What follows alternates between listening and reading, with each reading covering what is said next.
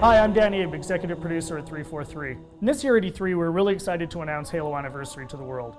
We wanted to give an example of campaign, so we used Silent Cartographer to really highlight some of the exciting features we're developing for the game. And now we want to share this with the rest of the world. So this is really your chance to get a behind-the-scenes peek at what we're doing with Halo Anniversary. Hope you enjoy.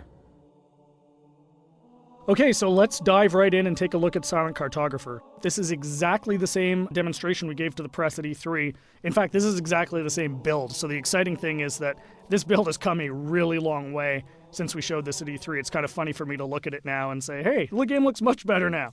So the first thing you're going to see immediately on the fly-in is the graphical upgrade. I mean, the game looks fantastic. We spent a lot of time really lovingly bringing this into the current generation and, working very hard to make sure that this looks like a current generation title, something everyone can look at and just say, wow, this game looks fantastic. But the big test is really, how does it feel? So let's take a look. So we're going to charge the beach here. First thing you're going to get a taste of when you pick up this game and start playing is that this plays exactly like the original. That was a core development principle for us, is this game needed to play exactly the way it did 10 years ago. I mean, this is the game that launched a generation of shooters, so we had to make sure that that feeling was identical to that experience that everybody remembered 10 years ago, because this is really a gift to the fans. This is a way to relive the experience of playing Halo 1 for the first time, so we really wanted to make sure it was identical. And the way we did that was actually a fun technical trick. We're actually running portions of two engines at the same time. So the underlying code, the code controlling how the game feels, how the AI reacts, all of that stuff, is a lot of it's the original Halo 1 code, and that was really the best way for us to ensure that the game played exactly the same as it did 10 years ago. But on top of that, we've layered a new graphics engine that allows us to, make the game look fantastic and look like a current generation title. So it's really a great mix of the two. So at the end of the day, your Halo fan gets a game that plays exactly like they remember, but looks like a current generation title. We get some other benefits from this as well. As I said earlier, and I say this all the time, the primary goal for this game is to make sure Halo fans can relive the experience of what it was like to play 10 years ago. And one of the big tools we have in our box to do that is Classic Mode. So what's Classic Mode? At the touch of a button, you can swap back and see how the game looked 10 years ago. So here it is. This is, Halo 1 10 years ago. And it's really a magical feature for Halo fans, because this just lets you go back in time and see exactly how this game looked 10 years ago. But the fun part is you can come back at any time. So Classic Mode gives you the ability to go back and forth whenever you want at the campaign. So one of the things that's fun to do is get out to a spot like this that, just looks beautiful. You've got the water, the sun reflecting over it, the Halo ring in the background, and say, hey, what did this look like 10 years ago?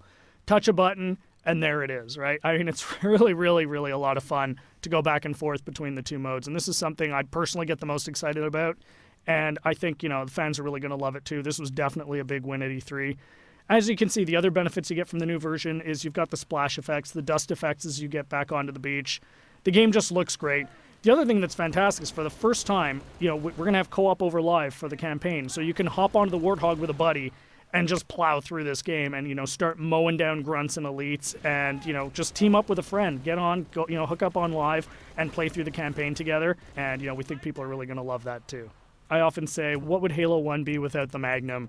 And, of course, the Magnum's back. Everyone remembers that fantastically overpowered pistol that just enabled you to walk through and just mow through hordes of enemies. Tremendous amount of fun. So, we're excited to bring that back as well. Again, you can see the game plays exactly the same as it did. Cannot highlight that enough. That was really, really important for us to make sure that this game played the same as it did, because this is really an iconic game. This is the game that convinced a lot of people, myself included, that you could actually have a fun first-person shooter experience on the console. I mean, I was a hardcore PC shooter guy, who said you're never going to make a game on the console that is going to, make me want to play. And this is the game that changed my, my impression of it. And it's the same for millions of Halo fans. And those fans, that's who this game is for. This game is really a labor of love for us here at 343, and we're really excited to be able to present it to you. So there's your sneak peek of Silent Cartographer. Really just the tip of the iceberg. We've got a lot more features we're going to announce as we get closer to launch. Come to Halo Fest at the end of August and see the whole game in action. See you then.